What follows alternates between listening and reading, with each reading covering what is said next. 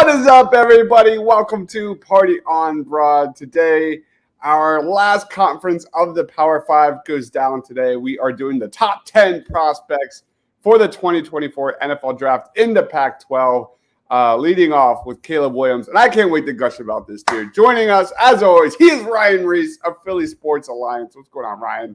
Not much, Dives. Glad we've made it through the top 5 Power 5 conferences here. It's been great to kind of talk about these prospects and really kind of looking forward to the start of the college football season to kind of see how our predictions kind of play out here in the upcoming season. Yeah, man. We're like 2 months away from the start of college football season, but we can lock this one in. Leading off, number 1, it is Caleb Williams, quarterback out of USC, man. This dude, I remember just gushing about this guy throughout the throughout last college football season, man. I think he's got the potential to join the likes of Trevor Lawrence, Joe Burrow as one of the best quarterback prospects we have ever seen.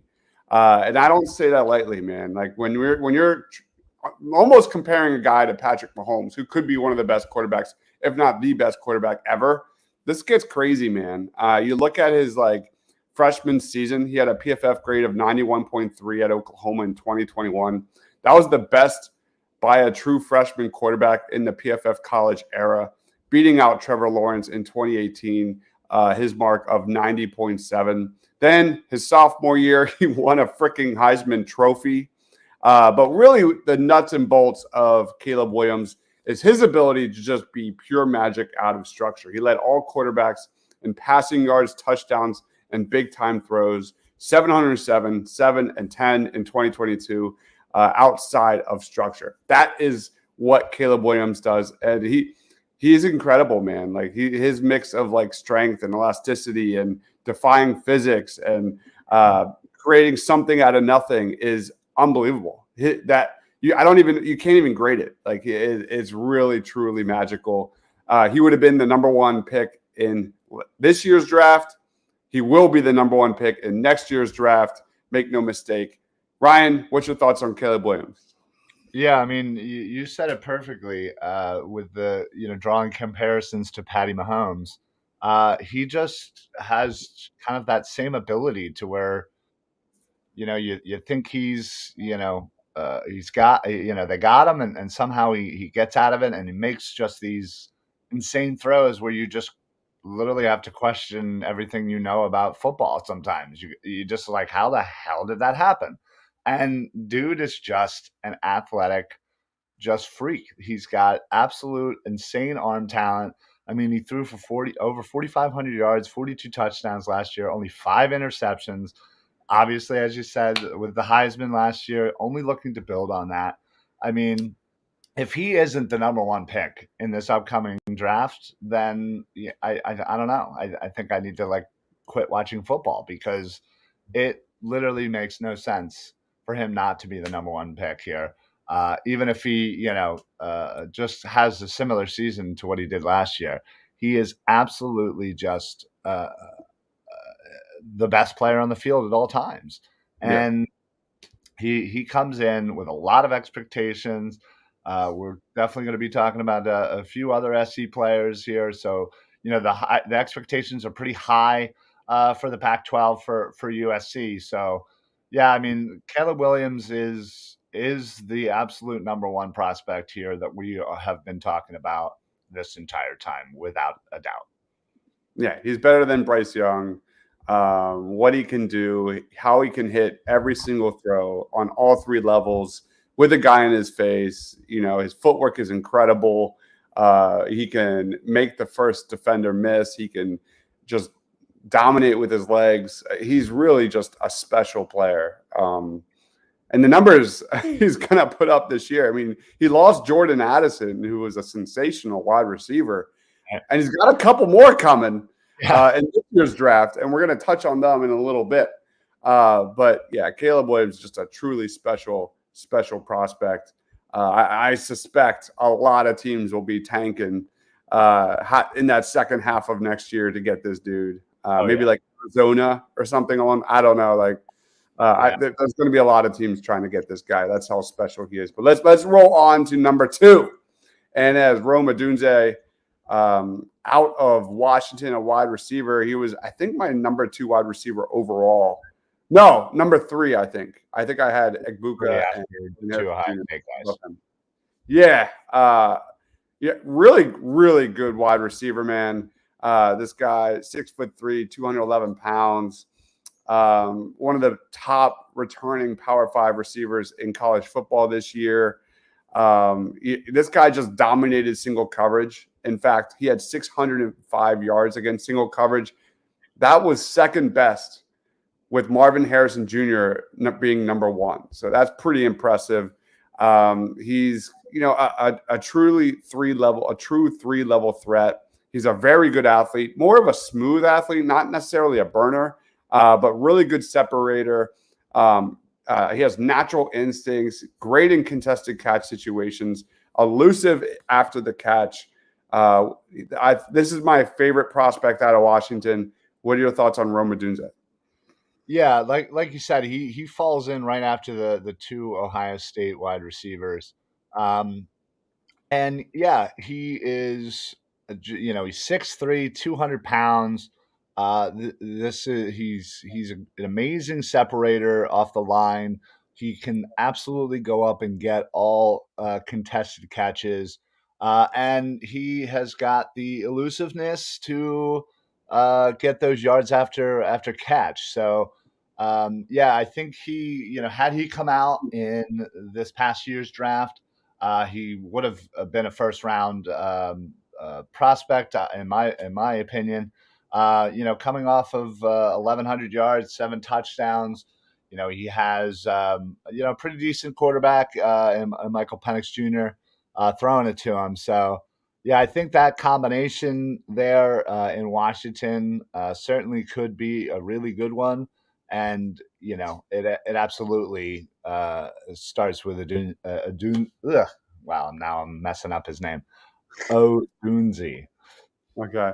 Yeah, really impressive guy. I think Washington has all the hallmarks of a top 10 offense in 2023. Yeah, We're going to get to his running mate very, very soon. In fact, is he up next? I don't know. that's Find out. no, Nope, not yet. Not yeah, yet. another I've got one one. more.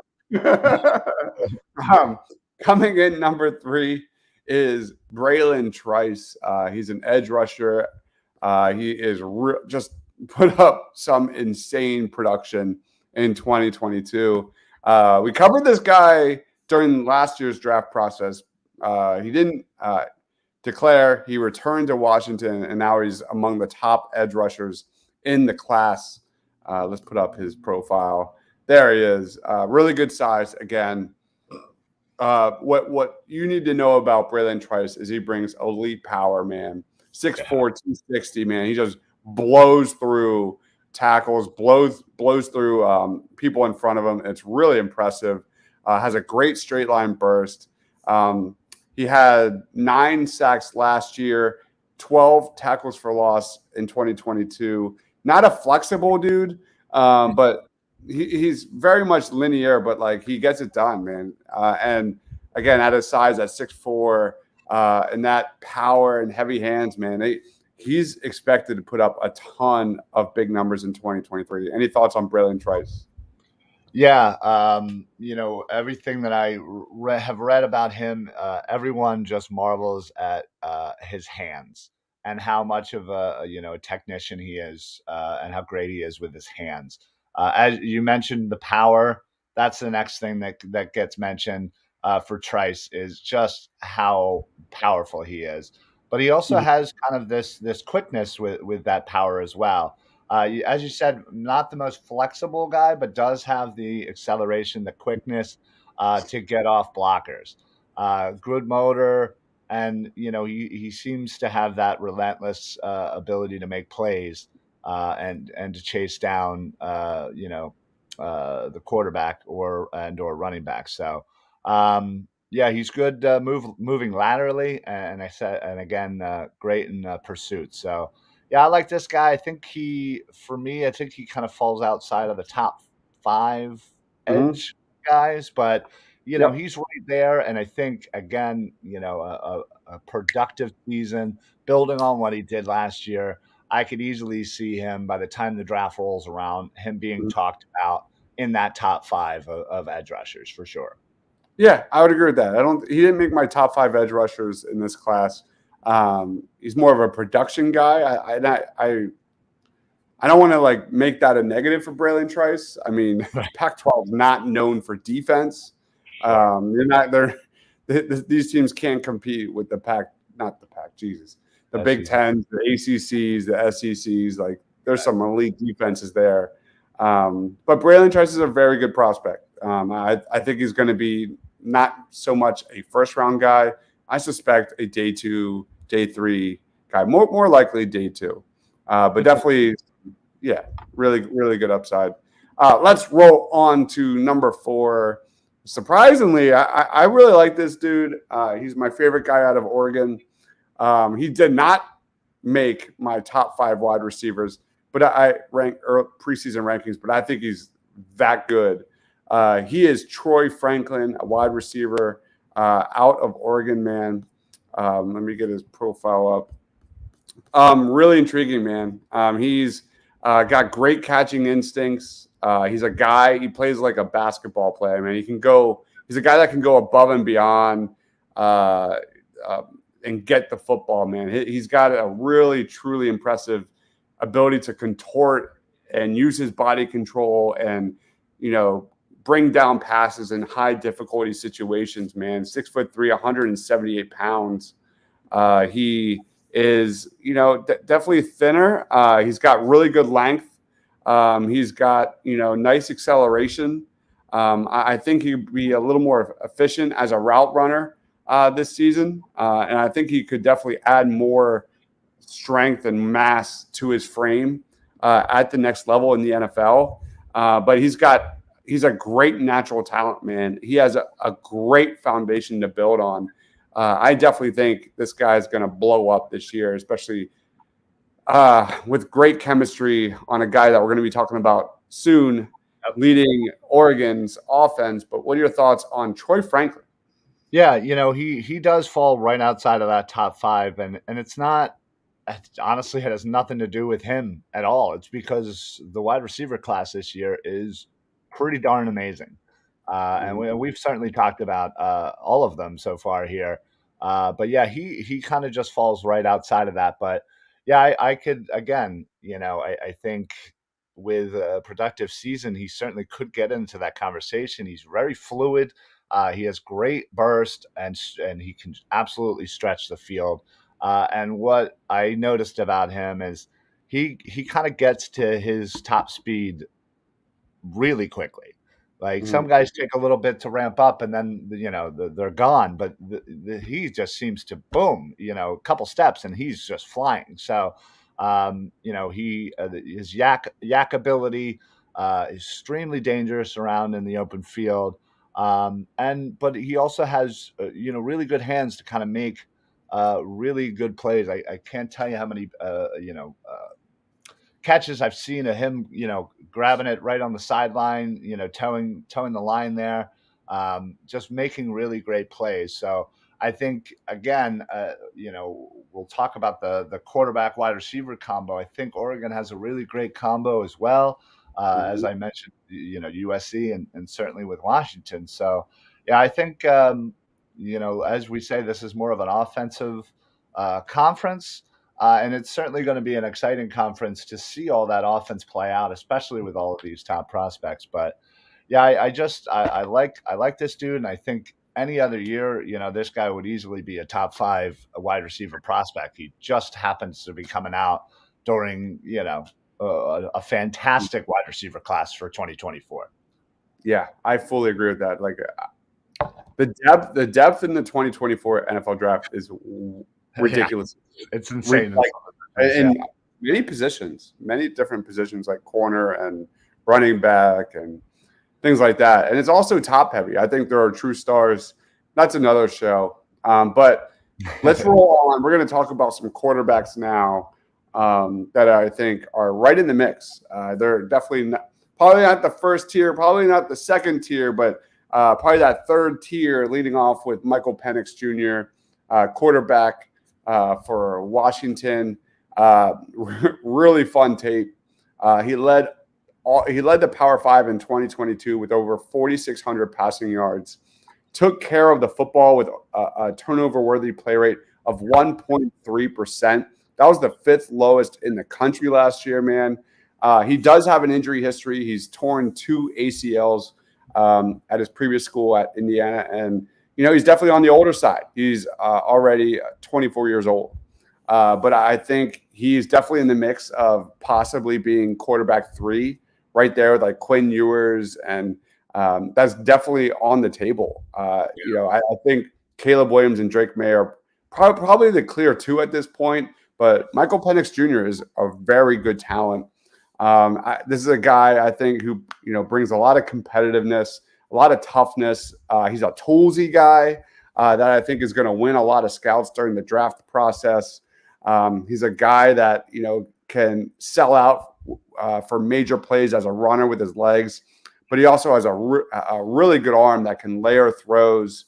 And actually, like, what separates him, I think he is a good processor. He does have good field vision. He can anticipate windows. He can, fit balls in tight windows. So there's a lot to like about Michael Penix Jr. I might be too low on him. What are your thoughts? Yeah, he's 100% in that conversation for that, that third quarterback spot. I think right now I think I have him at 4, if I remember kind of correctly what I did, preseason wise. But yeah, listen, he is absolutely, very accurate. He has great vision, and you can just kind of feel, get that feeling that he, has a great ability to kind of be in a rhythm and really just kind of feel the game, which is something you really can't teach. He's able to make throws all over the field, and what certainly I think just his build, his physical build, he seems very much like what is now the prototypical quarterback. He also really takes care of the football. He hardly ever fumbles, and he doesn't make terrible throws for interceptions. So, and then he also has the athleticism to give himself time and avoid pass rush and make those plays. So, like I said, I think there is a real good race for the third overall quarterback, and we're going to talk about another one of them coming up here too. But yeah, I think Penix right now, I think I had him number 4.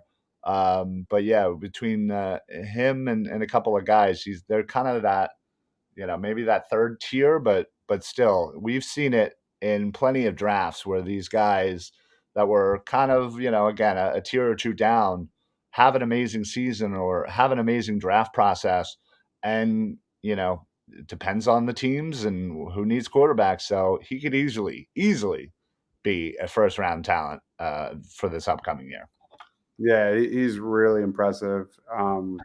I like him a lot. I think this quarterback class is really good, man.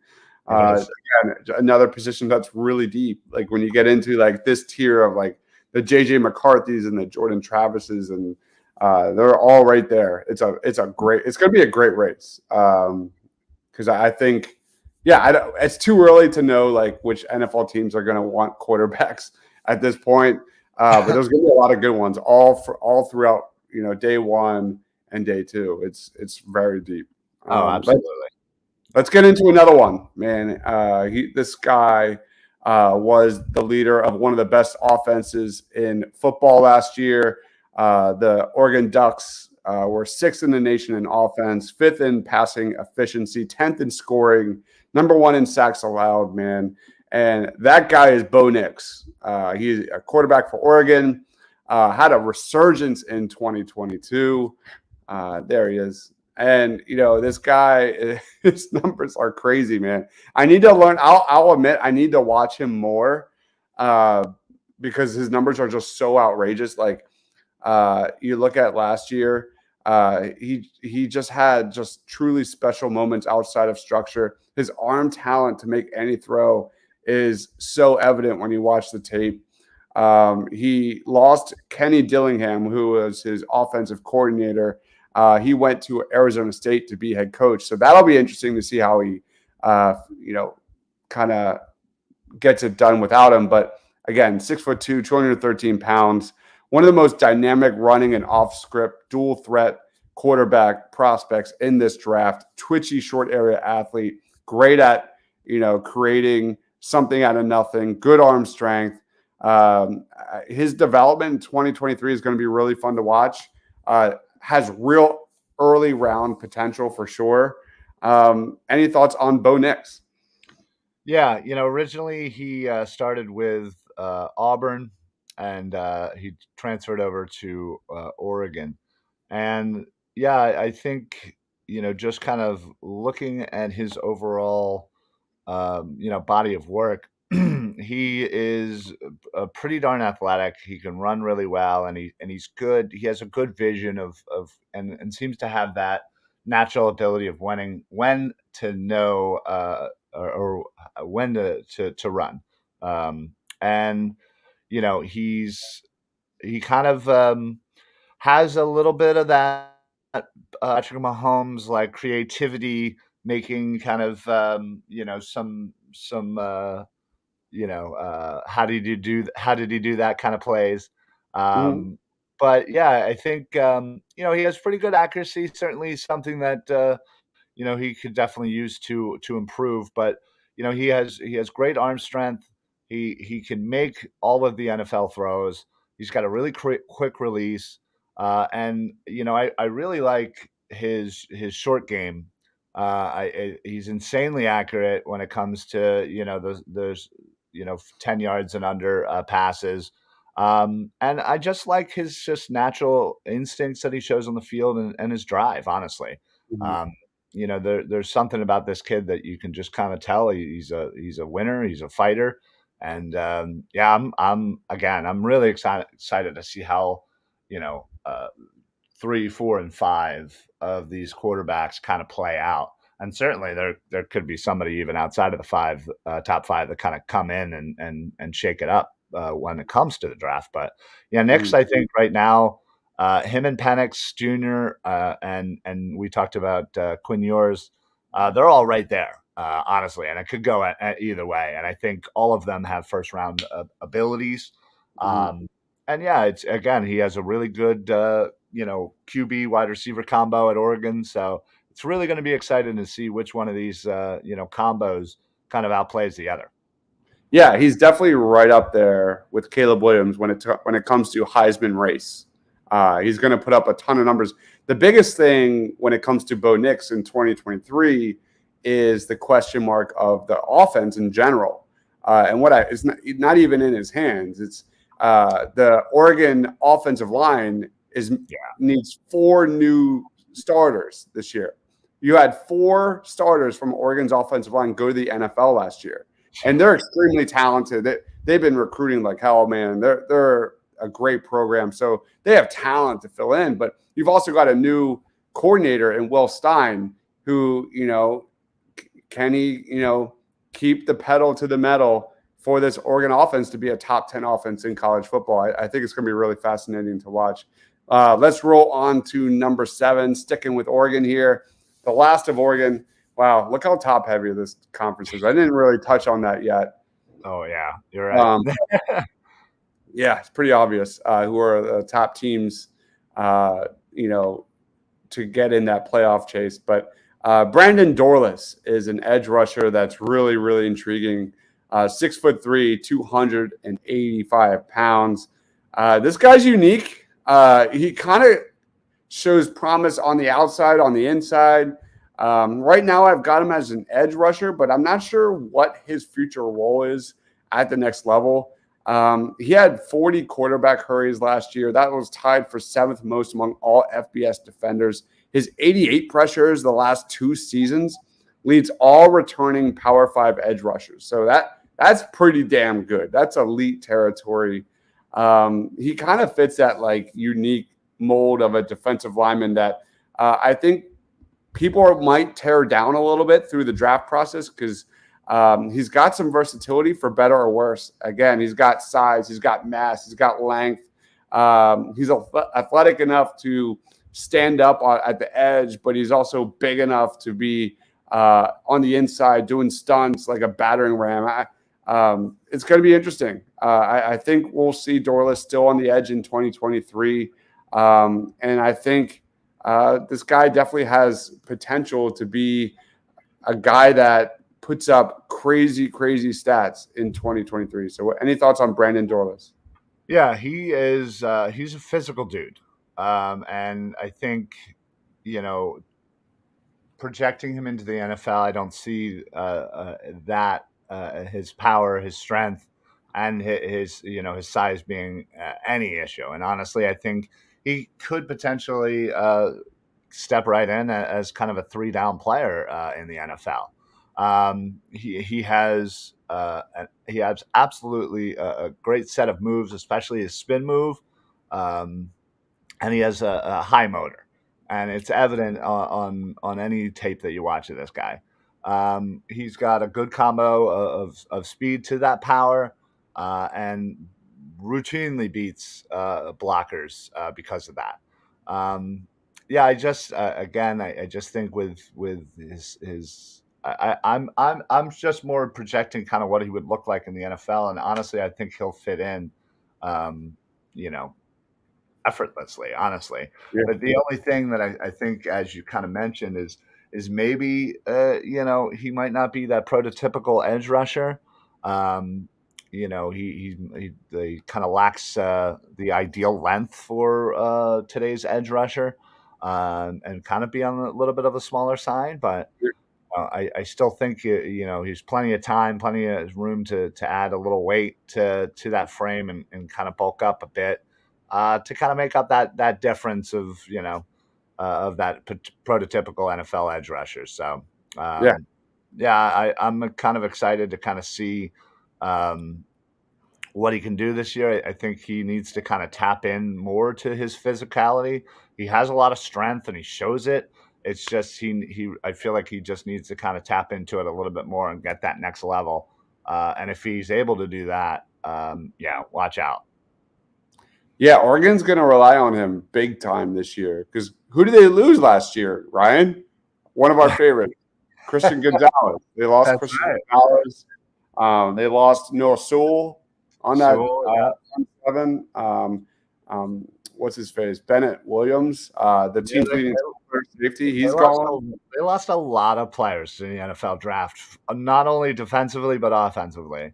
And it's they certainly have a couple of nice young players, but again, as we said, this is an offensive league or a conference, I should say, and that's what drives this team. But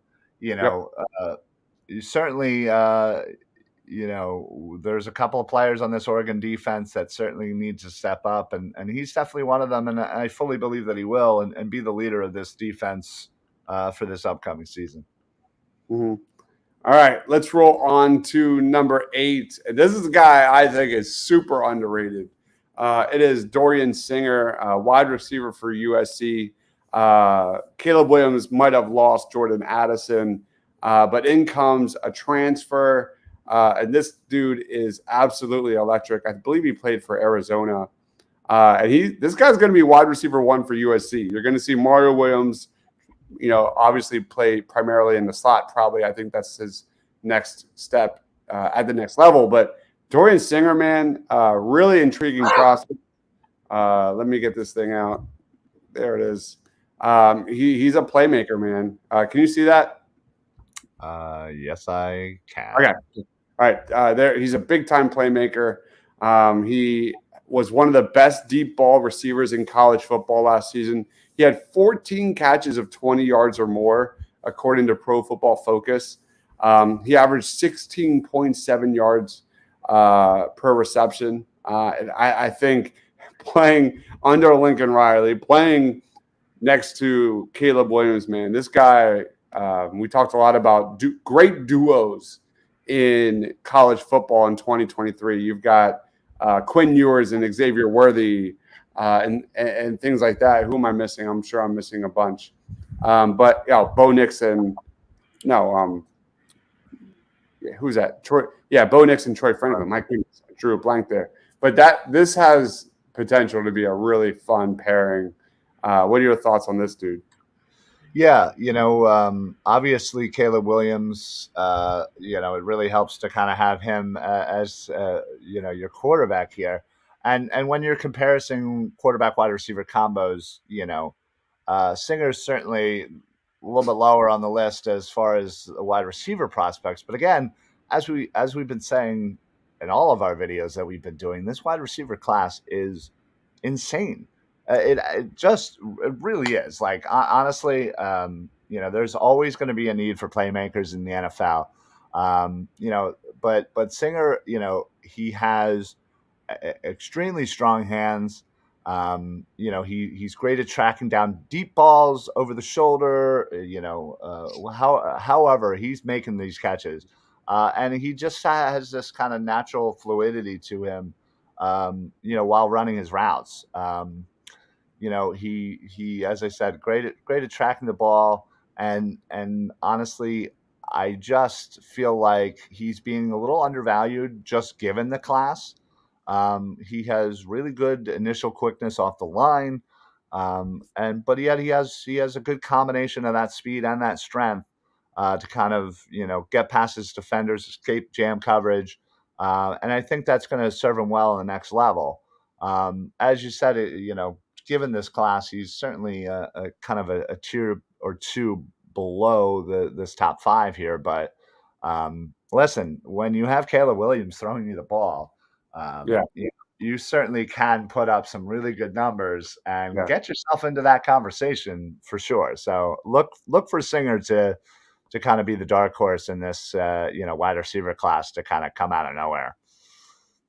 Yeah, I liked Jordan Addison, but he wasn't among my favorite wide receivers in last year's class. I think Dorian Singer is right there when it comes to being a prospect. And you nailed it, Ryan. Like playing under Caleb Williams, man.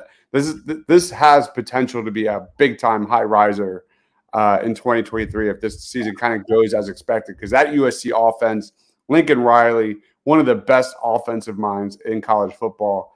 I'm excited. I think he's going to be kind of the winners of the college football season. Definitely someone to look out for. And, that obviously leaves Mario Williams, who's also a very solid wide receiver prospect, that much wide open. So let's roll on here to number 9, sticking with USC. And we are talking about a lot of NBA deals just dropping back to back right now. My phone's blowing up. Yeah, exactly. Same. Stop it, Woj. But anyway, all right, let's talk about Caleb a safety. He did. Oh my gosh, this is nuts. There's been like 5 in a row. Let's go to one of my top 5 safeties in the class. It is Kalen Bullock for USC. Really fun prospect. He was a first-team All-American for Pro Football Focus this past season. He had 5 interceptions. That tied for 5th among all FBS safeties. He is basically a former wide receiver, and it shows when you watch on tape. He stands at 6'3", 180 pounds, and those ball skills really translated. He's got a great profile. He's a great athlete. He's got a solid build, explosive, high-energy athlete, elite deep speed. I think everything is in play for this guy to be like a solid day 2 prospect and make some noise. What's your thoughts on Kalen Bullock? Yeah, listen, he's tall, he's got long arms, strong hands, and as you said, has wide receiver in him, and man, he can just make catches just like a wide receiver. His catch radius is that of a very good wide receiver prospect. So his ball skills are certainly great, and certainly tracking and locating and attacking that ball in the air is something that he does really, really well. He has good speed. Certainly a very good, fluidity to his movements, changing direction. And yeah, has that speed to kind of chase down, defenders, downfield. So he obviously can jump extremely well, get to that high point, and break up those contested catches. So, yeah, listen, I'm a big fan of anybody who knows me. I love linebackers, but I just under linebackers. I really love watching safeties. There's something about them. Just they just need to have these instincts of knowing where to be and knowing where to go, and I think Bullock certainly has that ability, and I think that's going to shine in the next level. Good at zone coverage, decent at man, but it has that understanding as a former wide receiver of those wide receiver routes, and is able to stick to his man very quickly. So, yeah, I really like him, and I think he's going to be an absolute force on this USC defense. Yep, absolutely agree. Let's roll on to number 10. Wrap up the Power Five conferences. And of course, it's probably the most difficult name I've come across Yeah. of all these shows. Here we go, Ryan. Here we go. Okay. It is an edge rusher out of Washington, Zion Tupaola Fetui. He is a big time edge rusher, man. He's really impressive. 6'4", 251 pounds, blows up people, man. His tape is so fun. Like, just watch his tape for, like, I swear, like 10 seconds, and he just will. No one can stop him. No one can get in front of him. And his power and strength is hilarious. He's a pocket collapser. He did suffer a torn Achilles in 2021. He does have some injury concerns, but when it comes to tools, man, he's got a really good pass rushing skill set. He's got a smooth get off, active hands, hot motor. He's really just an overall balanced edge rushing prospect. He needs to improve a little bit against the run.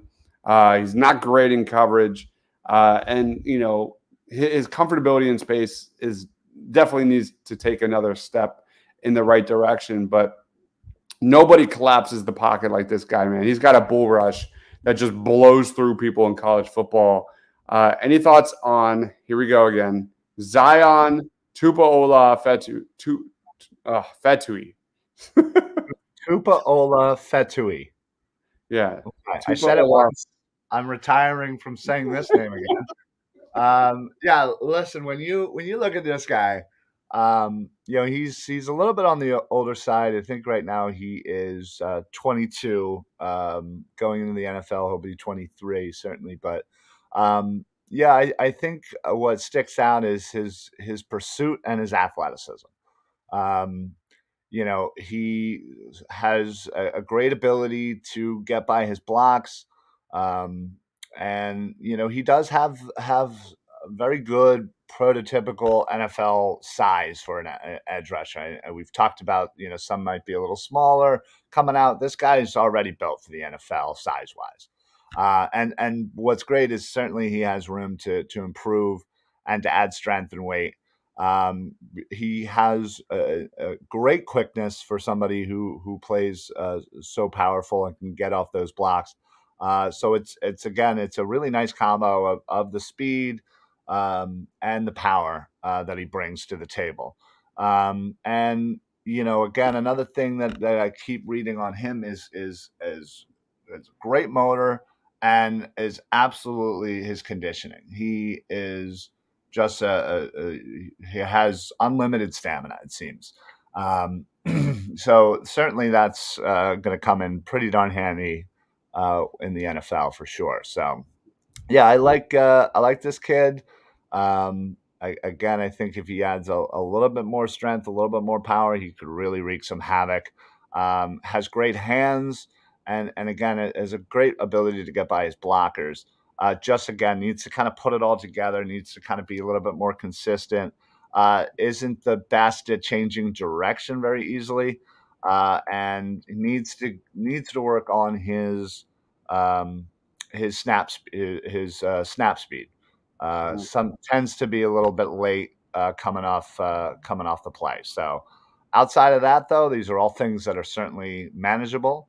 And again, when you have a natural athleticism, natural ability, and you have that size, the rest can kind of come. So I think he might be a little bit more of a project, but I love the potential in this kid. I really do. Yeah, he could. I mean, playing opposite Braylon Trice, man, that's got to be the top duo edge Oh yeah. rushers in the conference for sure. And like, there's definitely a solid chance that teams plan for Braylon Trice, and he's kind of left on an island there, and definitely has upside to put up some big time stats Yeah, if he that can works. stay healthy. If he can stay on the football field, that's a biggie. That wraps up our top 10. Just to kind of go over it one more time: Caleb Williams, shocking, number one; Rome Odunze, wide receiver, number two; Braylon Trice, edge rusher, number three; Troy Franklin, wide receiver, number four; Michael Penix Jr., quarterback, number five; Bo Nix, number six. Out of Oregon, another Oregon dude, Brandon Dorless, edge rusher. Then we get to Dorian Singer, I think an underrated rising star, wide receiver for USC at number eight. Kalen Bullock, one of the top safeties in the class at number nine. And Zion Tupuola Fetui, edge rusher for Washington, number 10. Washington leads the way with four prospects overall. And then Oregon and USC are tied at three apiece. Ryan, now we get into our honorable mentions. I have one guy real quick. I just want to give a shout out, and that is Jordan Morgan out of Arizona. He's a tackle.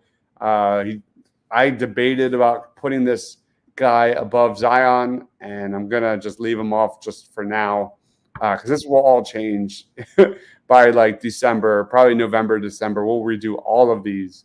We'll see if Jordan Morgan makes the list, but 6'6", 320 pounds, great athlete, great pass protector. He's one of the PFF's top-rated offensive linemen. Returned to 2023 for Arizona here, hoping to kind of help his draft stock big time because he suffered a torn ACL in mid-November. So he probably would have been in the draft last year without that torn ACL, but he's not practicing yet. It's still up in the air if he's 100% at this time. But his footwork, his hands, his recovery athleticism, and his ability as a pass blocker, man, I think Jordan Morgan is a really good tackle prospect. Morgan didn't make my top 5 tackles, offensive tackles, but he could if he stays healthy. Do you have an honorable mention? I do, yes. Yeah, I figured I would also kind of go outside of the box as far as no USC, no Washington, and no Oregon, Yeah. as that dominated our list here for the Pac-12. I went with somebody who's kind of a tweener between a linebacker edge, and that's UCLA Leatu Latu. Yeah. Nice.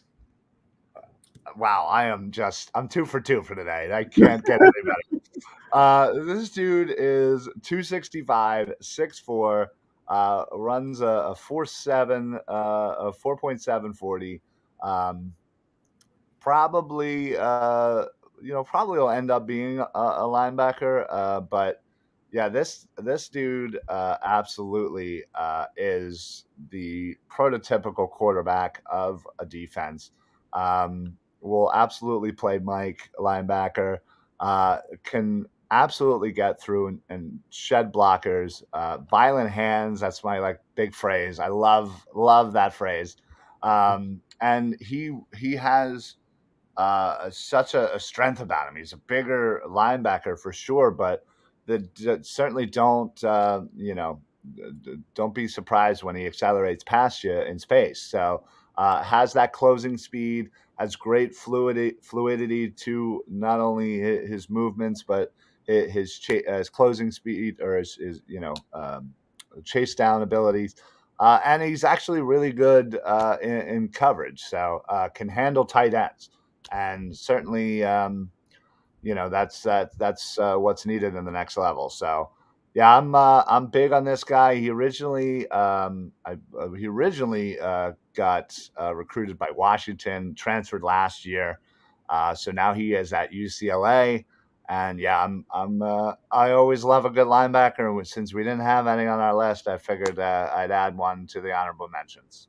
It's a good one, man. And then lastly, of course, Mario Williams, I think, is a solid prospect. We have already touched on Mario Williams, Yeah. but he deserves a shout out. Very small dude, will be in the slot in the NFL, 5'9", 185. But Mario Williams should be a very productive wide receiver in 2023. So that wraps it up. Ryan, what do you got going on at Philly Sports Alliance? Final thoughts on the Pac-12. We made it through the all 5 Power 5 conferences, man. That was awesome. No, this is, like I said, this has been a great experience. I know for me, taking the time to kind of dive into these prospects way earlier than I certainly would have. So it's great, and I love these videos for the casual fan out there that can take a look at again, we did all of the Power Five, so take a look at some of these prospects, get familiar with their names, do a little bit of research on your own, even if it's just looking at highlights or anything. Honestly, it's just great to kind of get familiarized with some of these players, and then seeing them on Saturday and kind of seeing how their season progresses. So yeah, I absolutely love this. I can't wait to keep doing any more draft stuff, as I'm sure we have just an insane ton of content planned for, between now and April. I'm sure we'll do about a 5 billion mock drafts somewhere in between there. But yeah, no, this is great. As far as what I got, Philly Sports Alliance, we're on all the social medias, as of course, Twitter handle is right here. Check us out on YouTube. Would appreciate a subscription, a follow. And then, of course, Facebook. That's the best place to get all of our content. Put on those automatic notifications. That way you're getting all of our videos coming through. And then not only are you getting Philly Sports Alliance, but you're also getting Edge of Philly Sports, as we share Facebook videos as well. So they stream to the Facebook.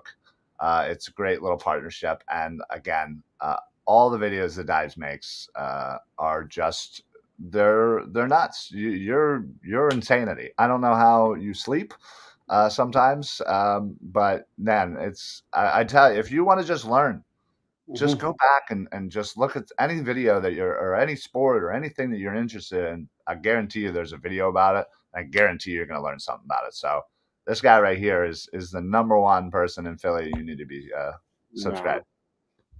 Yeah, I'm just a loser. Aren't we all, right? Yeah. You're too kind, man. Too kind. This wraps up our Power 5. I think we'll do what, like non-Power 5? We'll probably just do a top 10 non-Power 5 and kind of get those prospects that you may not hear about on typical national broadcasts on Saturday. So yeah, and then we're in like probably around 70 prospect range. We're ready to do a mock. We're ready to do a mock. Way too early. Yeah, I mean, if we think about it, we've done the top 10 for the Power 5. We've also had one each honorable mention. So that's 60 right there, plus another 12 that we'll probably do for the non-Power 5. So we're at 72. That's pretty good. I'd say that's at least 2 rounds there, right? I think so, man. Eagles have 3 picks in the top 2 rounds, right? So linebackers. All right, guys. So that wraps it up. I expect more. I'm going to kind of purpose a lot of these videos into different types of ranking shows and things like that. And I don't know what the hell we're going to do when it comes to the college football season. I mean, we can make little individual videos of like top matchups to watch, what you need to know. I don't know. We'll figure it out when we get there. But yeah, if you're watching, please smash that subscribe button, because like I promise you won't find more content anywhere else. So it's about to get nuts. We've got 2 months until college football season. Yeah. We'll figure it out by then. Exactly. We're always flying by the seat of our pants, but we're always providing. It's so early, man. It's crazy how early we are. I know.